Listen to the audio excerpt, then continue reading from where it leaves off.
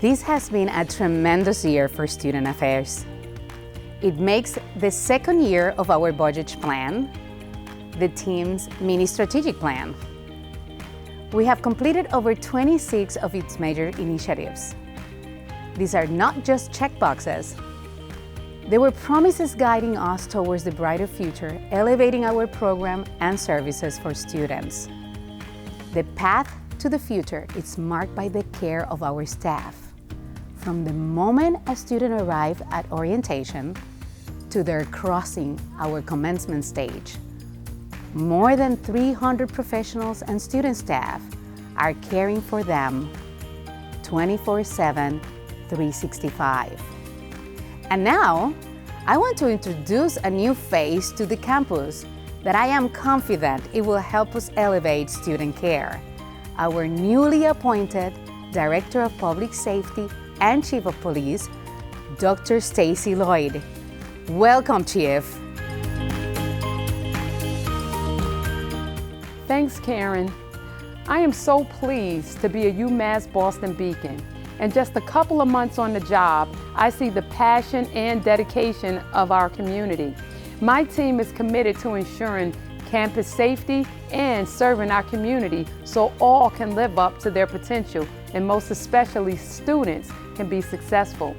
This year alone, the Department of Public Safety and Police completed nearly 14,000 calls for service, not to mention community outreach events, supporting student programming, and our philanthropic work. Some of those calls for service assisted people experiencing mental health difficulties. One of our newest first responders is our Comfort K-9 Beacon. With his human partner, Officer Chicas, they bring smiles to students' faces and help people in distress.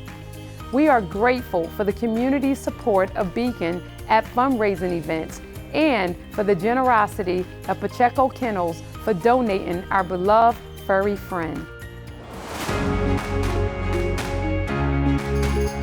Speaking of mental health, we're excited to be a part of the Beacon Wellness Initiative and its effort to promote health and well-being.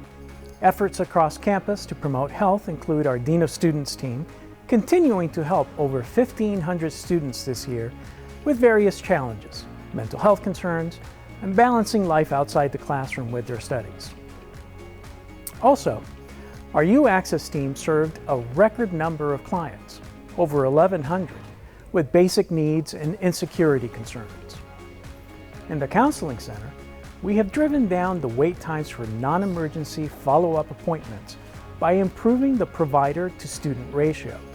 And we completed a campus-wide campaign to highlight mental health resources. In general medicine, we continue to expand services such as on-site dental, optometry, and sports medicine clinics. We also have been recognized as a Skin Smart campus by the National Council on Skin Cancer Prevention.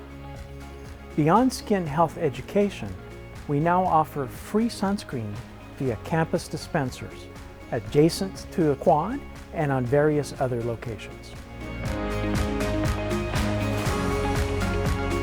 In addition to safety and health, holistic student success involves caring for our students' support and belonging. With Native American and Indigenous Studies and the Institute for New England Native American Studies, we opened a new Native and Indigenous Student Resource Hub. The hub offers support and cultural celebration for the Native community, including a return of a campus powwow after a long hiatus. Working with our graduate student government, we retooled the Cultural Center staffing model. This new model has brought about a new Heritage Month calendar, new academic partnerships, and a new outreach leading to a near tripling of Cultural Center programs. We also activated more student clubs than the previous year for the 5th year in a row. The experience for our resident beacons continues to reach new heights with a refined community development model and case management approach. This is helping to lift retention, showcasing the value of a caring 24/7 UMass Boston living experience.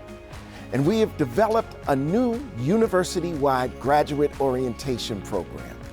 Nearly 500 graduate students participated last summer, accounting for over 55% of new graduate students who started in the fall. The success of our staff is a multiplier for student care. So, this year we continue the enrichment of our human core. One such effort is reviewing our community needs and staffing models. For example, in the Department of Public Safety and Police, with the guidance from the Ed Davis Group, we opened searches for new community service officers as well as police officer positions, filling many vacancies. In addition to our new Chief of Police, we also successfully completed several director-level searches, bringing in expert talent to lead the division's basic needs, as well as student leadership and community engagement teams. In total, we hired 13 new staff, our biggest cohort of new staff in 5 years, all extremely passionate about student care. And we elevated staff professional development on topics such as our campus climate, conflict resolution and leadership, courtesy of UMass Boston's Center for Collaborative Leadership. Plus, we continue to offer a wellness break and staff awards to further support staff retention and engagement. Since 2021, we've worked with partners to extend more care into our facilities, reimagining campus space. That has resulted in our renovating over 20,000 square feet of student life space. This year, we cut a ribbon on a new military-affiliated student center for excellence. This new space will enable us to provide more robust services and support to our beacons and their families who are or have been called to military service. We also partnered with campus planning on a quad student life activation committee. This group is helping us realize an active quad via new levels of campus well-being endeavors. With our information technology colleagues, we completed a major upgrade for our public safety and police communications systems, enabling us to offer the next generation of 911 emergency service. And finally, we broke the wall with our administration and finance colleagues and the Commonwealth's Division of Capital Management and Maintenance on a new, consolidated public safety and police station. For our campus first responders, we are creating a place that can strengthen the relationship between the department and the community. And we are proud that this project aims to avoid 265,048 metric tons of carbon emission annually by not building a new structure. As you can see, it's been an amazing year for us in the Division of Student Affairs, both in Boston and across the globe. Much of our international focus has been driven by our team in global programs. This newest member of our Student Affairs family we're so grateful to have on the team. I'm traveling with them right now across Ireland, building new partnerships here amidst the castle's culture and innovation.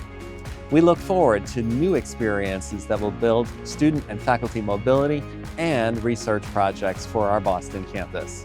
In the coming year, look for that. Look too for a globalization plan coming from this team that will help us drive the next steps in our international engagement. And be on the lookout for new major initiatives, nearly a dozen of them. Thanks to the work of the Division of Student Affairs team, we've completed many of our Voyage Plan initiatives ahead of schedule. So we're adding nearly a dozen to the agenda to help us contribute to the university's strategic aims to become and sustain an anti-racist and health-promoting community. Now, back to Dorchester. Let me say thank you, gracias, to all for making such a wonderful year. As we look ahead to the next year, let us remember something very important. Care in part means we may not always agree with one another as part of our learning community. But as beacons, we recognize that in our differences lie the opportunity to gain new perspective, exchange ideas, and share with others a little bit more about ourselves. Let's continue to be beacons of care and hope.